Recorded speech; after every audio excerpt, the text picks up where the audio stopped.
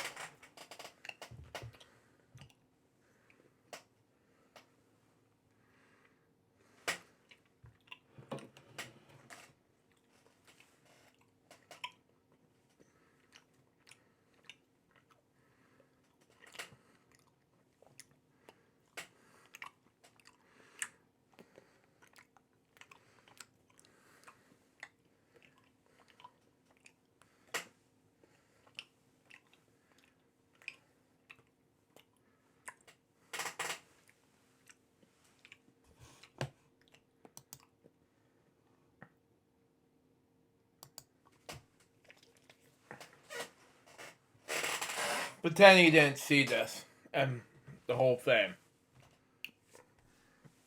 Giving this a 10 out of 10 overall. These cupcakes were delicious. Now, for this bedtime stories, I'm going to read you. The first one is called A Golden Book Biography of Bruce Springsteen. So let's read it down, shall we? So we got for us. It's written by Bro Snyder, illustrated by Jeffrey Elmister. Now, this is published by Golden Book New York Lease. Copyright 2023. All right, reserved. Look at him with the electric guitar. Makes more sense to me. Anyway.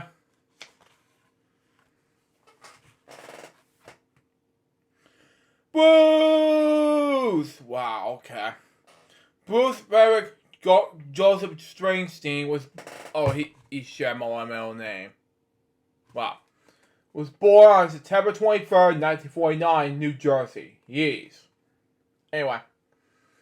He grew up in a small town called Freehold.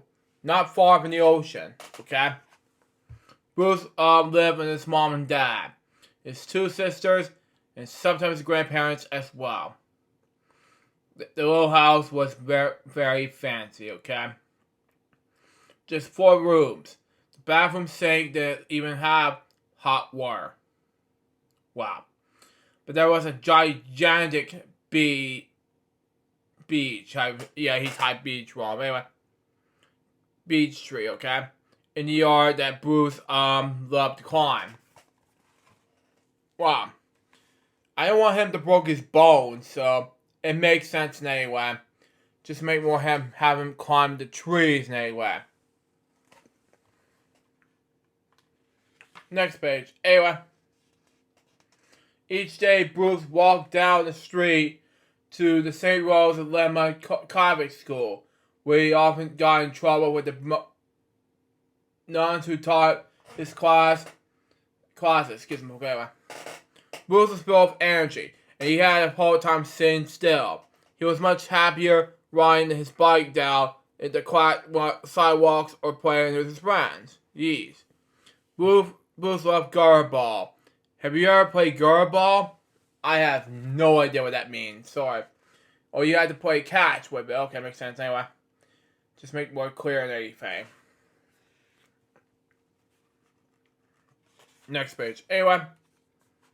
Whoa. His favorite inspiration for that was Presley. Wow. When Bruce was 7 years old, he heard a man singing on TV. The man's name was Elvis Presley, and the song was called Hound Dog. Wow.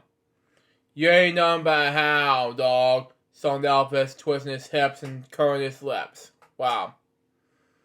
Bruce was amazed. He tried twisting his hips and curling his lips. He begged his mom for a guitar. Wow. Bruce's mom didn't have enough money to buy a guitar, but she read him one. Wow. Okay. Cost $6 a week.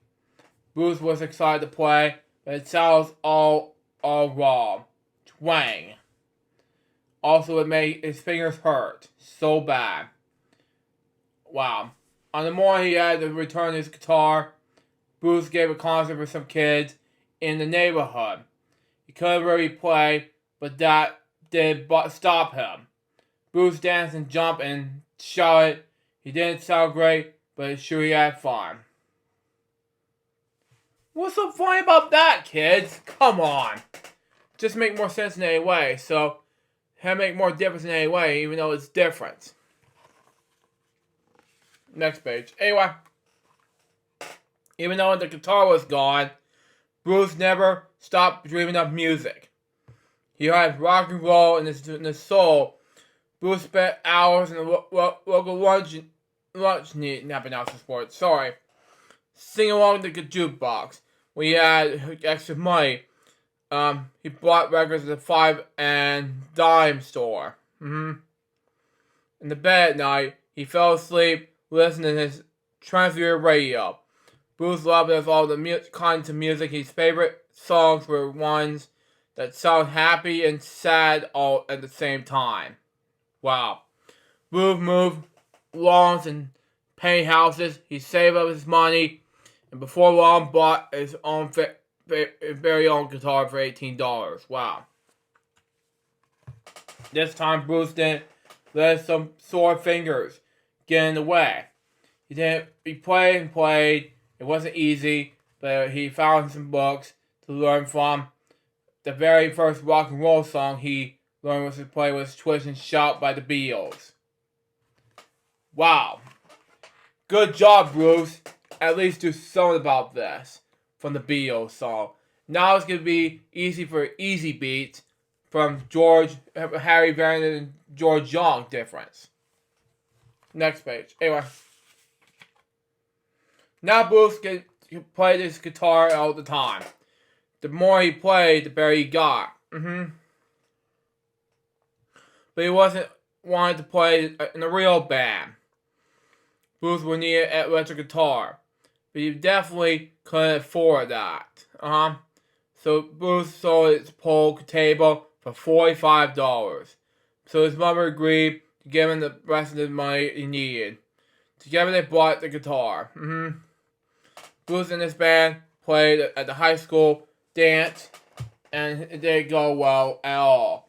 It sounded terrible, but Bruce kept at it. Yes. Over the next for the next few years, he played in a lot of different bands. He played at dances, beach parties, and teen clubs. He played whatever he could.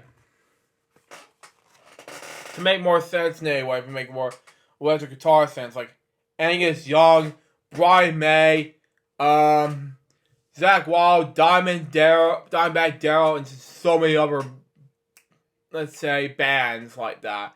So many other huge electric guitar players who want to do something like that, like they'll feature Bruce Springsteen.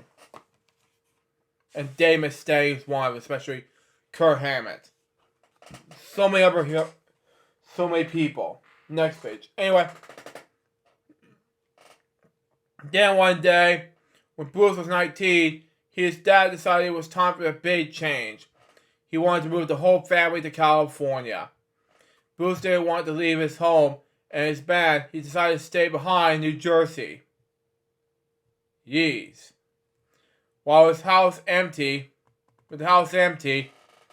Bruce's band move on in, but the band have to move right back out again. The neighbors didn't appreciate living next to a bunch of messy teenagers.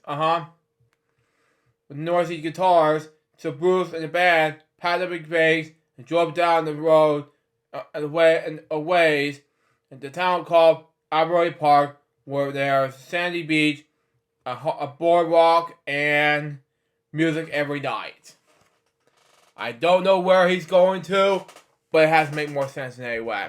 So, very good on that. Just make more clear on everything. Next page. Anyway, then Bruce and his friends played for small crowds of people, then bigger crowds of people, and then even bigger crowds than that. The Stone Party Band. At least do something about this whole record guitar thing to make more sense. Just make more difference than that. Next page. Anyway, when he wasn't performing, Bruce wrote songs about people and places that he knew. He wrote about his family and his town and the hard work people did. And also about the things they dreamed of doing. Bruce wrote about faraway places he'd never been to. The highways he hoped would take him there. Saxophone player, eh? Okay? As the years passed, Bruce's band sometimes changed names and put members. One night, a saxophone player named Clarence sat in. When he, saxophonist, something like that. Anyway, that's how you call it. Anyway, when he and Bruce, played with the first notes together, it was like magic. Bruce and Clarence, the big man, Clemens, would be friends forever. A few years later, a beautiful redhead named Patty Sapphire joined the band. Bruce liked her a lot. No matter who came and went, Bruce kept writing his songs and playing his guitar. That didn't change. Wow. That was a big band you have ever seen in history. At least do something about this whole saxophonist player. Makes sense. Next page. Anyway, now Bruce went to Rockstar with his E Street band. Okay, makes sense. Anyway, he recorded loads of hit songs like Hungry Heart and Born to Run, which is a good thing. He sold hundreds of millions of records. Bruce played concerts all over the planet. Sometimes he played for 4 hours, dancing and jumping and shouting. The crowds loved every minute of it. Eventually, Bruce moved to California, where he and Patty decided to get married. They started a family and had 3 children together. Evan, Jessica, and Sam. At least do something about this whole thing going on here with the pumpkin patch. Now that's Halloween's already coming up soon, but we'll see what happens. Next page. Anyway, Bruce have won a lot of awards, including 20 Grammys, an Oscar, and a special Tony Award for this show, Springsteen on Broadway. He was born in the Rock and Roll Hall of Fame, and in 2016, President Barack Obama and President Bruce with a Presidential Medal of Freedom. The two became good friends. Wow. Bruce eventually he continued with everything he wanted. He was rich and famous. It's gonna be like me soon. He had family and friends. The only thing missing was home. So Bruce wanted decided it was time at least do something about this, at least gonna make more sense anyway. It can be anything. Next page. Anyway, to go back to the place we inspired his songs in his life. New Jersey. Wow. Bruce and his family moved into the farm that down the road at Freeford, not far from the ocean, where he was born and raised in 1949. The last page of the book says this. In fact, that was probably where he was right now. The very last minute. Living, dreaming, and working hard, just like always. He's playing his guitar and writing new songs, just like always. Singing, just like always. Bruce still is rock and roll in his soul. Thank God, some things will never change. And I'm not going to say goodness in the time, but that will make more sense, you know? Just want to make him play a guitar. Just make more difference in the whole bar, you know? So that was a little Golden Book biography about Bruce Springsteen. What did I think about this book? It was amazing. So far, this book was a success. When we come back, we will finish off Bedtime Stories episode number 400 with another book I need to read.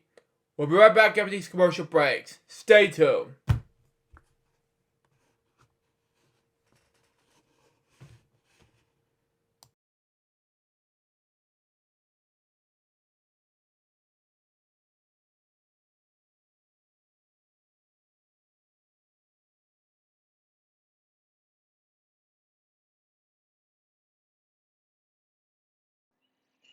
Welcome back to Bedtime Stories, episode number 400. I am so sorry with a huge delay. I know it's getting late at night while I'm taping this Bedtime Stories episode from, but I was going to read this Chicka Chicka ABC taping originally, but I have to do this again because of difficulties. I'm having this no audio taping for Bedtime Stories episode number 400, and you couldn't hear the audio synced in for the Bedtime Stories episode 400. I was going to read you the Gibbon Tree, but because of difficulties, I'm going to read from this Bedtime Story episode. There's no audio, you couldn't hear it synced in.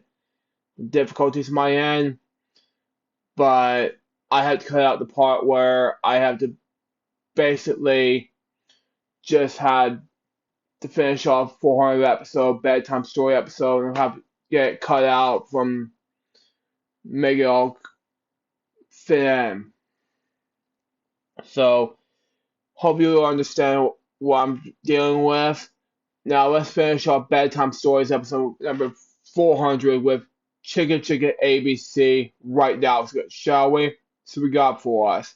I haven't finished reading the book yet, and then when I first heard about it, it's kind of catchy. Anyway, Chicka Chicka ABC, written by Bill Martin Jr. and John Amos Ball, something like that, illustrated by Lois Hallberg. What is that all about?